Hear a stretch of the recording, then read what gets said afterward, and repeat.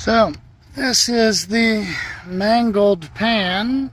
You can see where the 2x4 or 2x10 imprinted itself, and where it dimpled down I banged it back up enough to sort of seal.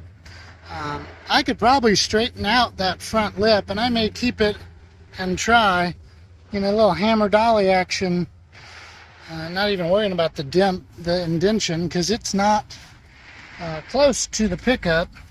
But I have this nice new shiny pan, which moves my drain hole from there to back here, which is actually better, easier to get to.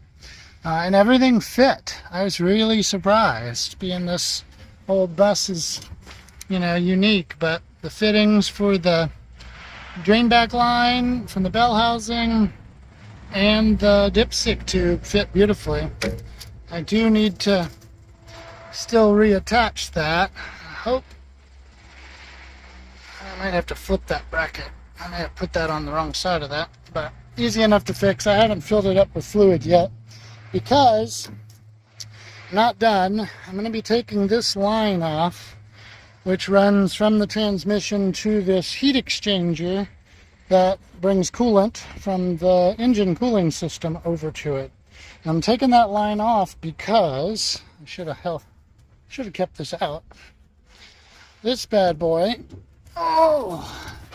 Mishimoto 17x10 cooler with, let's see if I can set it down, with a built-in shroud and two 8-inch fans, is going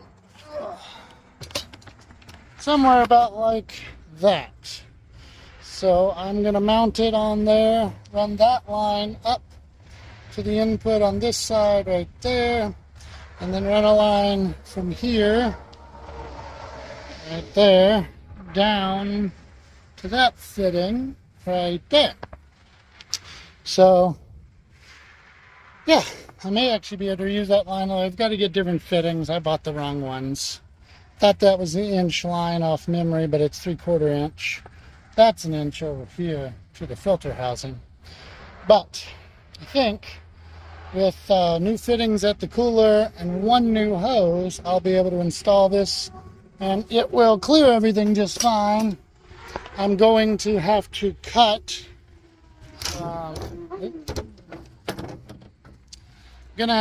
out in here and put some grate for ventilation, for air to get pulled in. Those are puller fans, and so it will sit right in here behind the door and draw air in, because the fan for the engine coolant draws air in and it comes out the bottom. So I'm going to add to that flow from the other side with an auxiliary transmission cooler here, and I'm keeping the original heat exchanger such that I will pre-cool the transmission fluid here in the air-to-air cooler, well, fluid-to-air cooler, and then it'll go through the fluid-to-fluid cooler that's already installed. And I think that will drop my trans temperatures, which will help climbing hills to keep my engine temperatures down. Not that they've overheated, but it pushes right up to 200 climbing some of the big grades around here. And I don't like that. Any hotter and I'd be pulling over. So I would like to give myself a little more headroom. And I've got a thermostatic switch for those fans. I've got to figure out where to put it to access transmission fluid temperature.